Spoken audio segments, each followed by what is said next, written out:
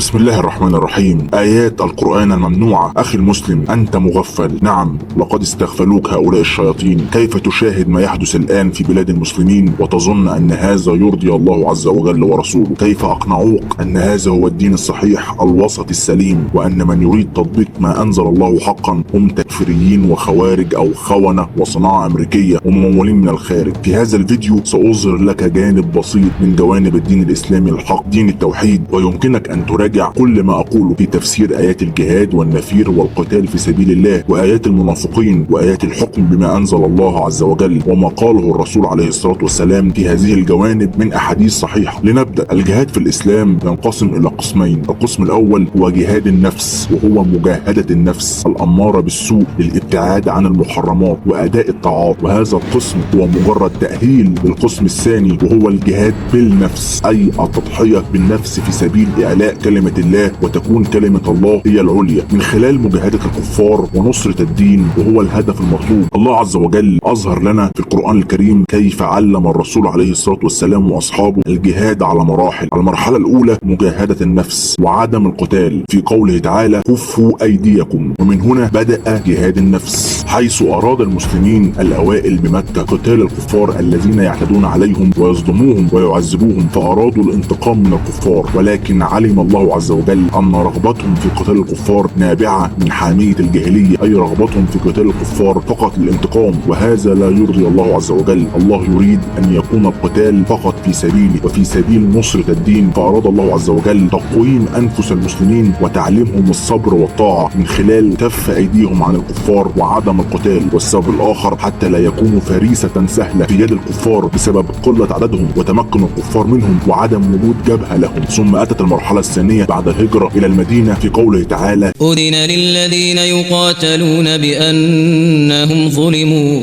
وإن الله على نصرهم لقدير. أذن الله عز وجل للمؤمنين بعد نجاحهم في الاختبار الأول من جهاد النفس والالتزام بالصبر والطاعة بقتال أعدائهم الذين قاتلوهم وظلموهم واعتدوا عليهم. وإذا ركزت في نهاية الآية الكريمة في قول الله تعالى: وإن الله على نصرهم لقدير، أي الله عز وجل قادر على نصر المؤمنين بدون قتال، ولكن يريد الله عز وجل من عباده أن يبذلوا جهدهم في طاعته ليختبر المؤمن من المنافق والصادق من الكاذب، ولينصر بالمؤمنين الدين ويجعل نهاية الكافرين على يد المؤمنين. قال تعالى: فإذا لقيتم الذين كفروا فضرب الرقاب وقتلوهم حيث ثقفتموهم وأخرجوهم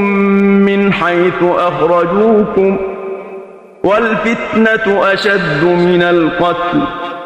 ثم أتت المرحلة الثالثة وهي قتال كل الكفار كافة بلا استثناء في أي مكان وأي زمان، إما الإسلام إما دفع الجزية. قال تعالى: ذلك الدين القيم فلا تظلموا فيهن أنفسكم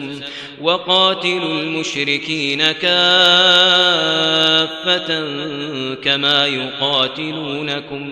كما يقاتلونكم كافة واعلموا أن الله مع المتقين. أي قاتلوا جميع أنواع الكافرين المشركين برب العالمين، ولا تخصوا أحدا منهم بالقتال دون آخر، بل اجعلوهم كلهم لكم أعداء كما كانوا هم معكم كذلك. إذن نستخلص أن شرع الله عز وجل الجهاد في سبيله لما يلي: لتكون كلمة الله عز وجل هي العليا، ويكون الدين كله لله، وإخراج الناس من الظلمات إلى النور، وفتح أبواب الدعوة إلى الله عز وجل، وإقامة العدل وحماية المسلمين ورد كيد الأعداء والمفسدين. 2. ابتلاء واختبار لعباده ليتبين الصادق من الكاذب والمؤمن من المنافق وليعلم المجاهد الصابر. 3. الجهاد ليس قتال الكفار لإلزامهم بالإسلام، بل لإلزامهم بالخضوع لأحكام الإسلام حتى يكون الدين كله لله. 4. الجهاد في سبيل الله باب من أبواب الجنة، وتنال به الدرجات العليا في الجنة، وتغفر به الذنوب، وتحصل به على محبة الله عز وجل. أخي المسلم، سأتركك مع الآيات المحظورة عنك التي ذكر فيها الله عز وجل القتال في سبيله. اسمع وابحث وافهم وتدبر. كتب عليكم القتال وهو كره لكم وعسى أن تكرهوا شيئا وهو خير لكم وعسى أن تحبوا شيئا وهو شر لكم والله يعلم وأنتم لا تعلمون وقاتلوا في سبيل الله واعلموا أن الله سميع عليم وليعلم الذين نافقوا وقيل لهم تعالوا قاتلوا في سبيل الله أو ادفعوا قالوا لو نعلم قتالا لاتبعناكم هم للكفر يومئذ أقرب منهم للإيمان يقولون بأفواههم ما ليس في قلوبهم والله أعلم بما يكتمون وقاتلوهم حتى لا تكون فتنة ويكون الدين لله فإن انتهوا فلا عدوان إلا على الظالمين فالذين هاجروا وأخرجوا من ديارهم وأوذوا في سبيلي وقاتلوا وقتلوا لأكفرن عنهم سيئاتهم ولأدخلنهم جنات تجري من تحتها الأنهار وقاتلوا في سبيل الله الذين يقاتلونكم ولا تعتدوا إن الله لا يحب المعتدين ولئن متم أو قتلتم لإلى الله تحشرون ولئن قتلتم في سبيل الله أو متم لمغفرة من الله ورحمة خير مما يجمعون يا أيها الذين آمنوا قاتلوا الذين يلونكم من الكفار وليجدوا فيكم غلظة واعلموا أن الله مع المتقين إن الله اشترى من المؤمنين أنفسهم وأموالهم بأن لهم الجنة يقاتلون في سبيل الله فيقتلون ويقتلون وعدا عليه حقا في التوراة والإنجيل والقرآن ومن أوفى بعهده من الله فاستبشروا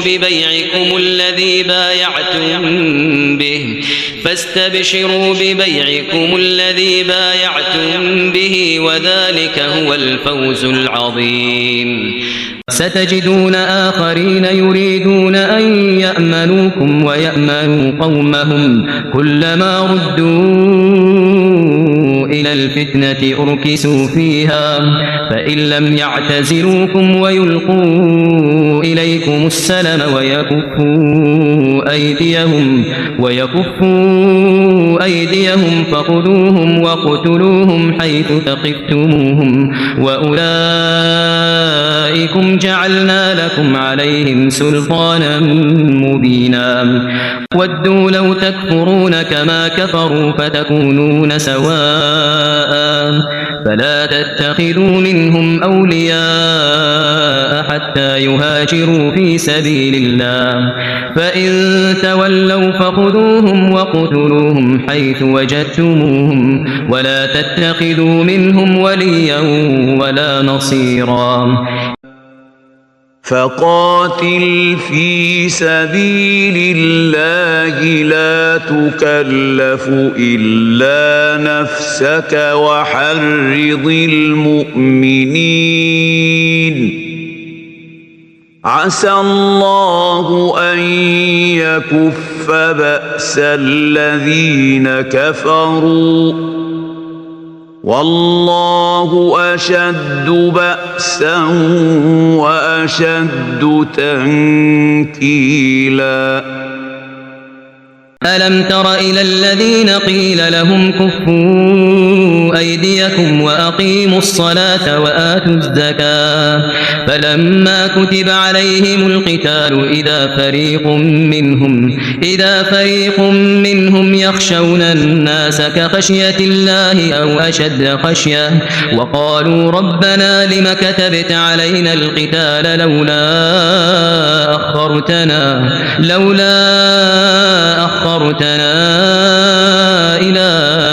أجل قريب قل متاع الدنيا قليل والآخرة خير لمن اتقى ولا تظلمون فتيلا الذين آمنوا يقاتلون في سبيل الله والذين كفروا يقاتلون في سبيل الطاغوت فقاتلوا أولياء الشيطان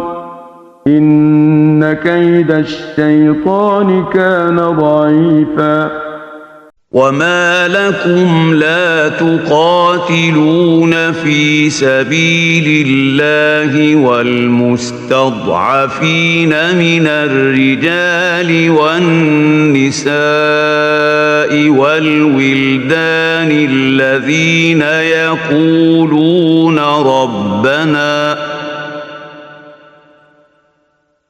الذين يقولون ربنا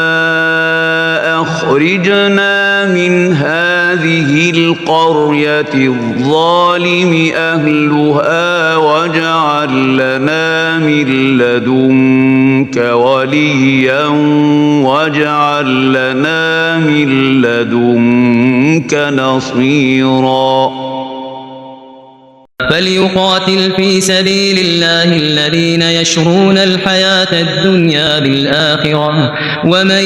يقاتل في سبيل الله فيقتل أو يغلب فسوف نؤتيه أجرا عظيما يا أيها النبي حرض المؤمنين على القتال إن يكن منكم 20 صابرون يغلبوا 200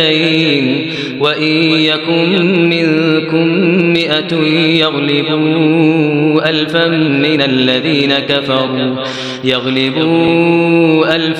من الذين كفروا بأنهم قوم لا يفقهون والذين هاجروا في سبيل الله ثم قتلوا أو ماتوا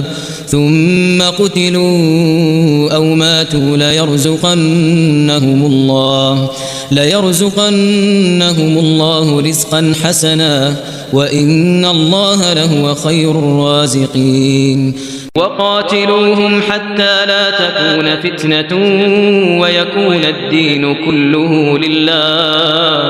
وقاتلوهم حتى لا تكون فتنة ويكون الدين كله لله فإن انتهوا فإن الله بما يعملون بصير إن عدة الشهور عند الله 12 شهرا في كتاب الله يوم خلق السماوات والأرض منها 4 حرم ذلك الدين القيم فلا تظلموا فيهن أنفسكم وقاتلوا المشركين كافة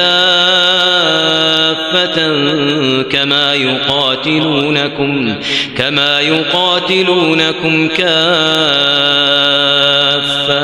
واعلموا أن الله مع المتقين قاتلوا الذين لا يؤمنون بالله ولا باليوم الآخر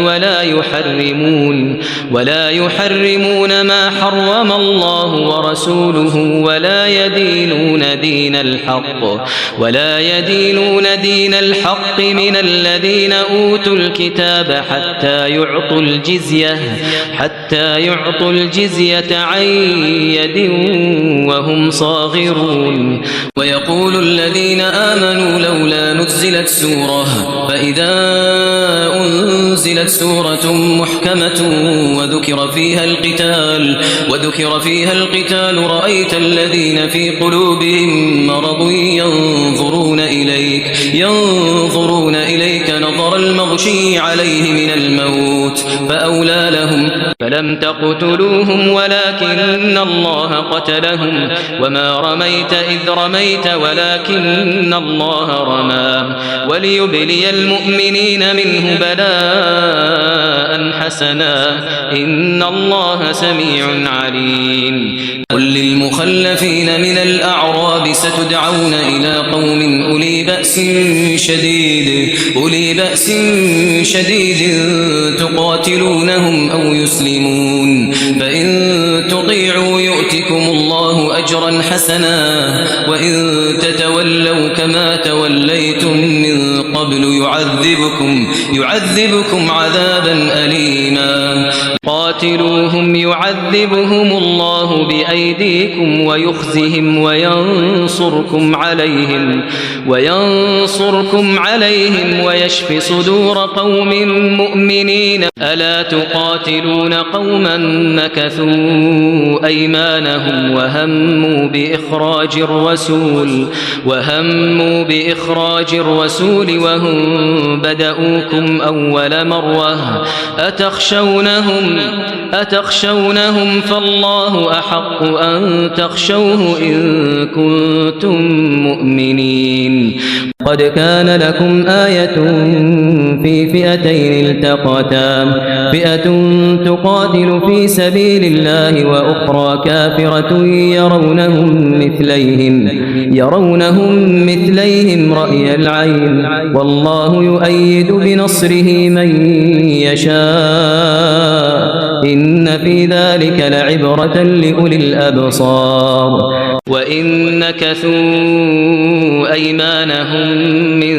بعد عهدهم وطعنوا في دينكم فقاتلوا أئمة الكفر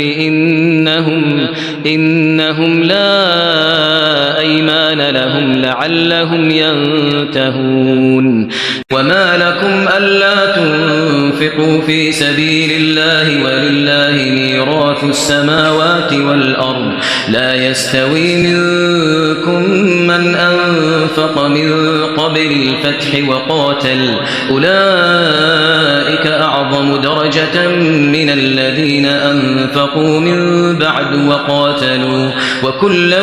وعد الله الحسنى والله بما تعملون خبير إنما ينهاكم الله عن الذين قاتلوكم في الدين وأخرجوكم من دياركم وظاهروا على إخراجكم أن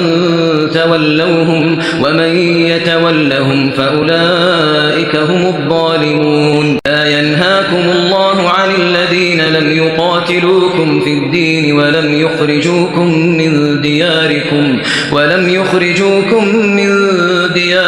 أن تبروهم وتقسطوا إليهم إن الله يحب المقسطين فإذا انسلخ الأشهر الحرم فاقتلوا المشركين حيث وجدتموهم وخذوهم واحصروهم واقعدوا لهم كل مرصد فإن تابوا وأقاموا الصلاة وآتوا الزكاة فخلوا سبيلهم إن الله غفور رحيم إن الله يحب الذين يقاتلون في سبيله صفا كأنهم بنيان مرصوص ألم تر إلى الملأ من بني إسرائيل من بعد موسى